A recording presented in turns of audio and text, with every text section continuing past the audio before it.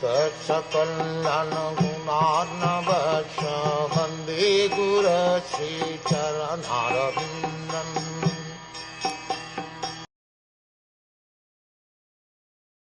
As the Lord passed along the public road of Dvarka, his head was protected from the sunshine by a white umbrella. White feathered fans moved in semicircles, and showers of flowers fell upon the road. His yellow garments and garlands of flowers made it appear as if a dark cloud were surrounded simultaneously by sun, moon, lightning, and rainbows. The sun, moon, rainbow, and lightning do not appear in the sky simultaneously. When there is sun, the moonlight becomes insignificant, and if there are clouds and a rainbow, there is no manifestation of lightning. The Lord's bodily hue is just like a new monsoon cloud. He is compared herein to the cloud. The white umbrella over his head is compared to the sun. The movement of the bunch-hair fan of flukes is compared to the moon.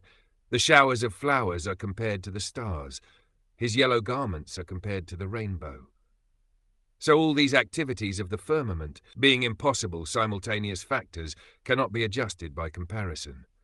The adjustment is possible only when we think of the inconceivable potency of the Lord.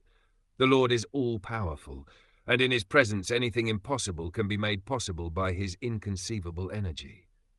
But the situation created at the time of his passing on the roads of Dvarka was beautiful, and could not be compared to anything besides the description of natural phenomena.